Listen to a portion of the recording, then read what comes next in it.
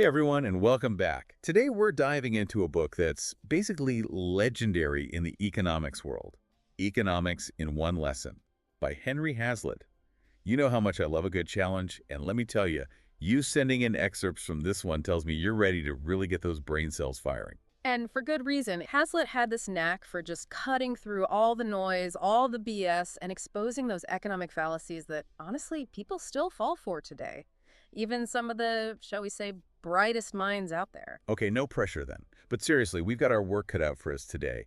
Before we get into the nuts and bolts of it all, could you give us a little background on Hazlitt himself, and why should we care about what he had to say? All right, so picture this. The early 20th century, a time of huge economic upheaval, right? Hazlitt was right there in the thick of it, a journalist and economist who really championed free markets and individual liberty. He was heavily influenced by the Austrian School of Economics. And just for those of us who might not be familiar, what's the Austrian school all about? So it emphasizes individual choice and, really importantly, unintended consequences. That's huge in economics. And that idea really shaped Hazlitt's thinking. And it comes through loud and clear in Economics in One Lesson. He really wanted to give people a framework for seeing past the immediate effects of, say, a new economic policy. It's about understanding the bigger picture, the long game. So he was saying, hold on a minute, let's not just jump to conclusions based on what we see right away. That's interesting, especially since, as you said, he was writing at a time when there was a lot of debate about the role of government in the economy. Exactly, and that's where that Austrian school influence comes in. They're big on, individual choice and limited government. So a bit wary of the government calling all the shots.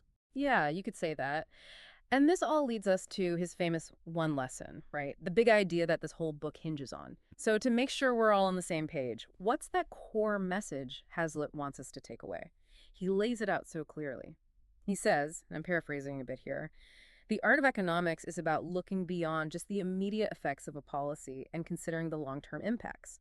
And it's about looking at how those policies affect all groups, not just one specific group. Okay, so it's about acknowledging that there's always more to the story. It reminds me of that saying, if it sounds too good to be true, it probably is. 100%. And the perfect illustration of this, which Hazlitt absolutely nails, is the broken window fallacy. So imagine this. A shopkeeper, his window gets smashed. The immediate thought is, well, now the glazier, the window repair person, gets more business, so it's a win for the economy, right? Right, it seems pretty straightforward. One person's misfortune, another person's gain. What's the problem?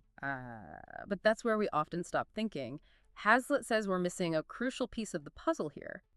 That shopkeeper now has to shell out money to fix that window.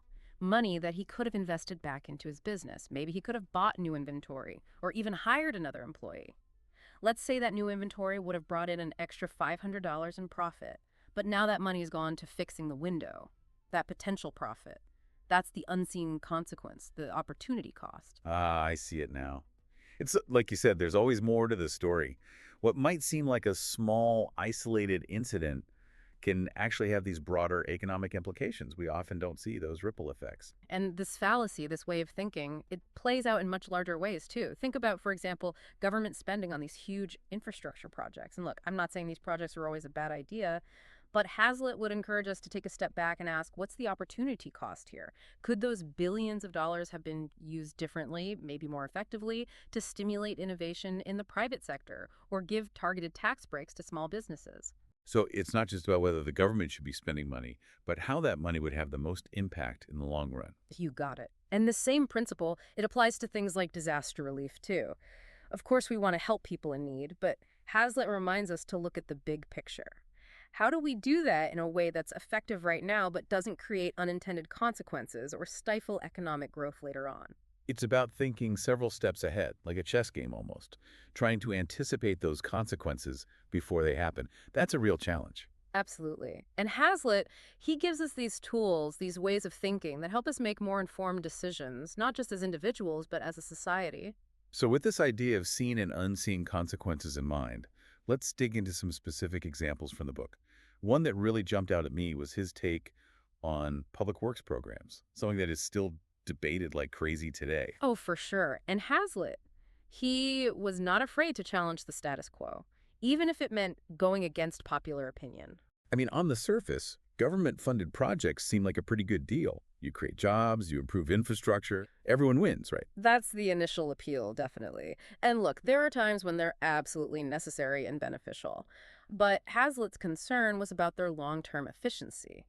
Because think about it, these projects are often funded through taxes or government borrowing, so they can end up diverting resources away from the private sector, which tends to be much more agile, much more innovative. So it's about figuring out where those resources would be most impactful. Could you give us a real-world example to make this a little more concrete? Absolutely. How about public housing? It's a noble goal, right? Providing affordable housing options. But what often happens, you get these massive government subsidies, tons of bureaucratic hurdles, and it often results in projects that are way over budget, take forever to complete. Imagine if you let the private sector operate more freely, maybe with some targeted assistance for low-income renters, you might actually see more affordable units being built faster and more efficiently. So it's about striking that balance, providing a safety net, for sure, but also creating an environment where the market can step in and address those needs effectively, understanding those incentives at play. Exactly. And speaking of incentives, Hazlitt had some super interesting things to say about taxes, which, as we all know, are a never-ending topic of conversation. Oh, tell me about it. Taxes are basically the main character in every election cycle. So what was Hazlitt's stance on all of this? Well, he argued that we often overlook the hidden costs of taxation. It's so easy to think, okay, let's just take a little more from this group, a bit more from that group, but it's so much more complicated than that. Okay, you've got me hooked. What are these hidden costs? What did Hazlitt see that most people miss? It all goes back to those incentives we were just talking about. Hazlitt believed that high taxes, they can really discourage people from working as hard, taking risks. If you know that a big chunk of your paycheck is going straight to taxes, are you really going to be as motivated to work overtime or go for that big promotion? And it's the same idea for businesses. So it's not just about the money itself. It's about how taxes change our behavior, Right. our motivation to work, to invest, to be innovative. Precisely. High corporate taxes can really eat into profits, which then limits what a company can do. They have less money to invest in new equipment, research and development, or even just hire more people. Hazlitt's argument was that in a lot of cases, lower taxes could actually lead to more economic activity. And that benefits everybody in the end, right? Right, it's about finding that sweet spot. The government having enough to function, but not crushing economic growth while they're at it. And of course, there are tons of different opinions on this. Some people say higher taxes on the wealthy are crucial for social programs and to reduce income inequality. Others will argue that lower taxes across the board create more opportunity for everyone. So many perspectives, and it's a complex issue for sure. But, like Hazlitt reminds us, we have to think beyond those surface-level arguments and look at the long-term implications, those seen and unseen consequences. Yeah, it always comes back to those trade-offs, doesn't it? Weighing those pros and cons, figuring out what's best for most people over the long term. And that makes me think of another area where Hazlitt was really ahead of the curve. This whole idea of technological unemployment. We hear so much about it today, right? AI, automation, robots coming for our jobs. It's like we're living in a sci-fi movie sometimes. It's true, it does feel like we're on the verge of some really big changes in the workforce. So how did Hazlitt address this fear of machines replacing human jobs? Was he worried about it too? You know, Hazlitt, he was ahead of his time in a lot of ways, and his take on technology is a prime example. Back then, it was all about machines replacing human labor, and today it's the same fear, just with, fancier gadgets. But he actually had a surprisingly optimistic view. Really? Optimistic how? Because when you hear robots are coming for our jobs, it doesn't exactly scream bright future, you know? Right, exactly. But here's how Hazlitt saw it. He said, sure, in the short term, some workers are going to be displaced. That's just the reality of new technologies. But he argued that this displacement, it's like a bump in the road. It's not the end of the story. Okay, but a lot of people are hearing bump and imagining like a total crash. So what did Hazlitt see as the bigger picture? He believed that these advancements, they ultimately boost productivity. And when you have more productivity, you get all these other good things. Economic growth, lower prices for consumers, and get this entirely new industries popping up. And guess what comes with new industries? New jobs, jobs that didn't even exist before. So it's like a transition period. There might be some job losses up front, but then you get this wave of new opportunities that wouldn't have been possible without those new technologies. Exactly. It's like when the automobile came along. Sure, it disrupted the horse-drawn carriage industry. I'm sure some blacksmiths were not too thrilled about it. But it also created so many new jobs in manufacturing, transportation, transportation, you name it. And Hazlitt would say we're seeing a similar thing now with like software development, data science, renewable energy, careers that weren't even on our radar a few decades ago. Okay, yeah, that makes sense. Instead of getting stuck on those initial disruptions, we should also be thinking about the long game, those future industries. But I do have a bit of a counterpoint here, just playing devil's advocate. What about the people who get displaced during that transition, the ones who maybe don't have the skills or the means to just pivot to a totally new career? You're absolutely right to bring that up. And Hazlitt wasn't advocating for, just ignoring those folks. He was a big believer in creating an environment where those workers had the resources to adapt, whether that's access to retraining programs, education grants, or even just a safety net while they're figuring things out. So it's not just blindly embracing every new technology. It's about being mindful of the human cost, the impact on people's lives, and making sure that those who might be left behind are supported, but with a heart. I like that, progress with a heart. And this leads us to another area where Hazlitt went against the grain a bit. His critique of what he called spread the work schemes. Yeah, and that really made me think about some of those historical examples, like the New Deal, where the government implemented all these policies to try to combat unemployment during the Great Depression. And those same ideas, they're still relevant today, just maybe in different forms. Think about all these discussions about work-life balance, the gig economy, or even things like universal basic income. It all comes back to how we think about work and wealth in society. So for our listeners who might not know what this term means, what exactly are spread the work schemes? And what was Hazlitt's main issue with them? So essentially, they're about trying to reduce unemployment by artificially spreading the available work around. Like, think about shortening the work week, mandating job sharing, that kind of thing. It's like spreading a jar of peanut butter over, like, way too much bread. Right, so you're basically forcing businesses to hire more workers than they might actually need, or to cut everyone's hours just to make sure everyone has a job. hmm I get the intention, but what was Hazlitt's problem with that approach? He was worried that these types of policies, while well-intentioned, they're based on a flawed idea. That there's just a fixed amount of work to go around, and if we slice it up thinly enough, everyone gets a piece. He argued that by forcing businesses to spread the work thinner, you actually reduce overall productivity. And ultimately, that ends up hurting economic growth, which could actually make it harder to address unemployment in the long run. Interesting. So it's like you're trying to solve the problem by cutting the pie into smaller and smaller slices instead of trying to bake a bigger pie in the first place. It's about focusing on those long-term solutions rather than just putting a Band-Aid on the problem. And this all goes back to, Hazlitt's fundamental belief in the power of free markets to create wealth and opportunity. Speaking of free markets, I know Hazlitt was also a big proponent of free trade, and that's another one that always seems to get people fired up.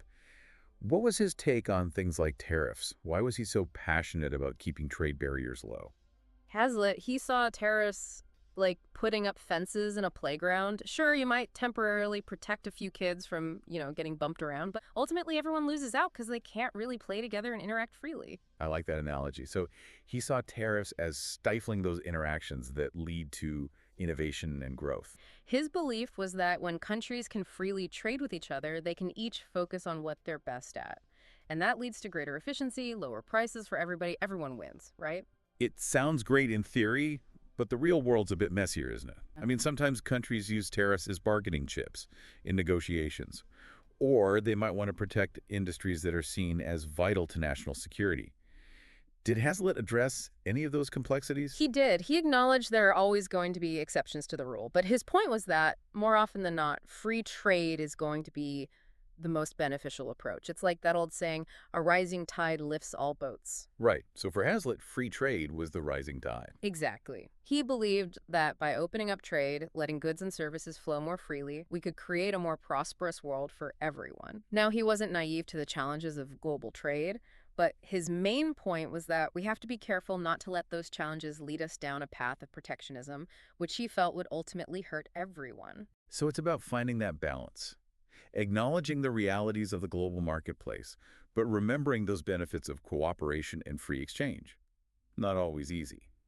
Now, another area where Hazlitt kind of challenged conventional wisdom was on price controls. It seems intuitive that if something is too expensive, the government should just step in and make it more affordable.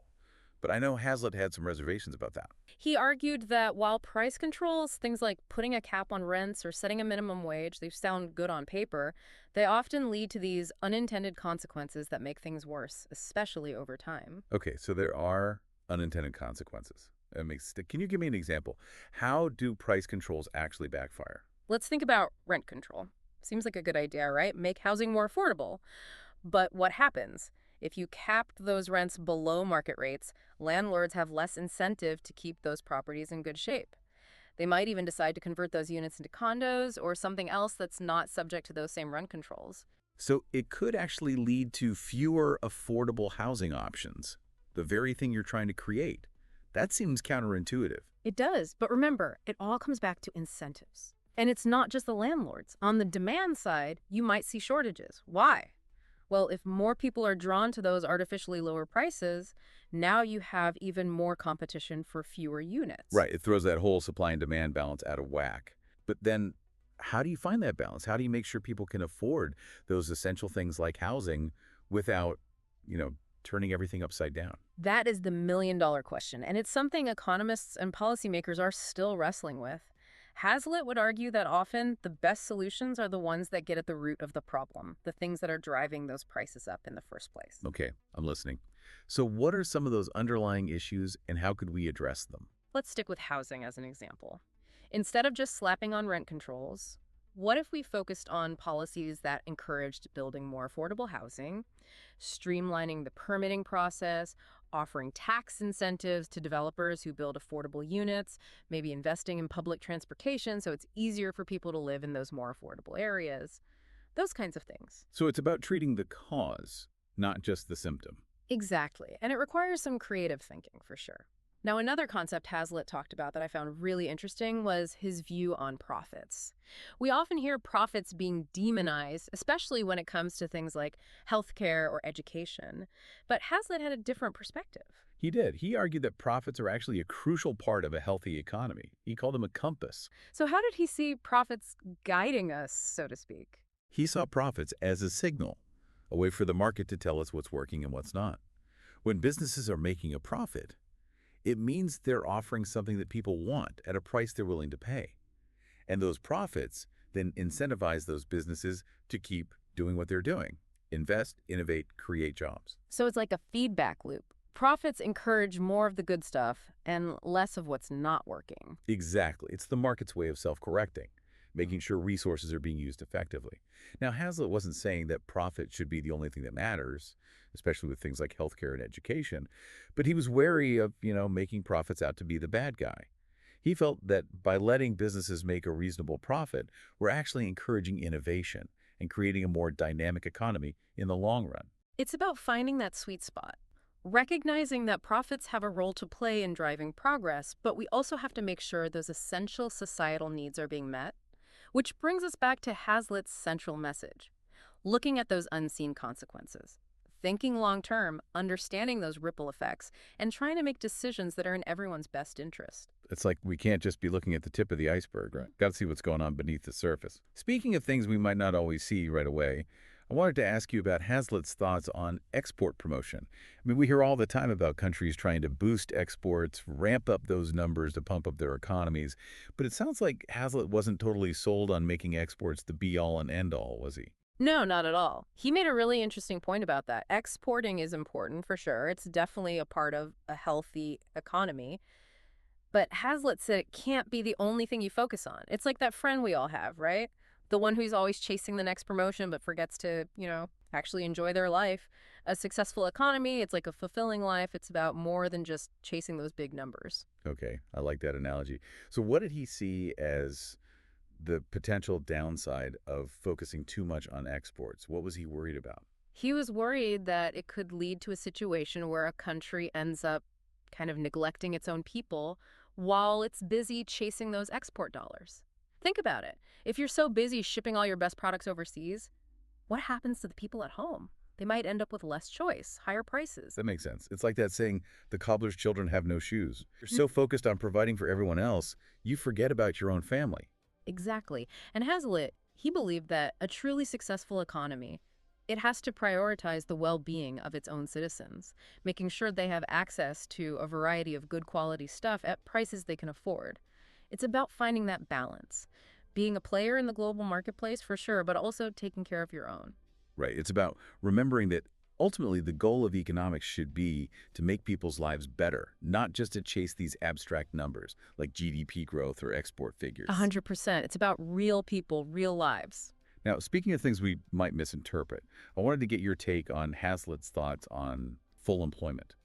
Isn't that kind of the holy grail of economics? Like, don't we want everyone to have a job? It does seem like a no-brainer, right? But Hazlitt, he had this way of seeing the nuances, the things that most people might miss. He argued that just obsessing over a specific employment target, it can actually backfire. And look, he wasn't saying unemployment is a good thing. He was just saying we have to be careful not to prioritize just any jobs over jobs that are actually productive that contribute to a strong economy. So it's not just about handing out jobs like, participation trophies. It's about creating an environment where businesses can do their thing, where they can be innovative and create jobs that actually add value. Hazlitt, he believed that if you create the right conditions, things like sound monetary policy, reasonable taxes, not too much government interference, then productive employment, it'll happen naturally. It's about like setting the stage, not trying to direct the whole play. Got it. So it's not about manipulating the numbers to make things look good on paper. It's about building a system that works in the long run. Creating an environment where businesses and individuals can both thrive, reach their full potential. Well, this has been a fascinating deep dive, to say the least. It's amazing how relevant Hazlitt's ideas still are all these years later. He was ahead of his time, that's for sure. And I think the biggest takeaway is that economics, it's not just about these dry statistics or complicated formulas. It's about people, it's about choices, and it's about understanding the impact of those choices, even the ones we don't always see right away. Right. It's about being willing to think critically, to question assumptions, and to always look beyond the surface to try to understand the bigger picture. And it's about having these conversations. The more we can talk about these ideas, debate them, really engage with them, the more informed all of our decisions will be, both as individuals and as a society. Couldn't agree more. And that is a perfect place to wrap up this episode. A huge thank you to our expert for walking us through the ins and outs of Hazlitt's economics in one lesson. Definitely a must-read for anyone who's interested in these topics. It's been a pleasure. Always happy to talk about this stuff. And to our listeners, we want to hear from you. What were your biggest takeaways from this deep dive? What resonated with you, challenged your thinking, or maybe left you with even more questions? Find us on social media, share your thoughts. Let's keep this conversation going. Until next time.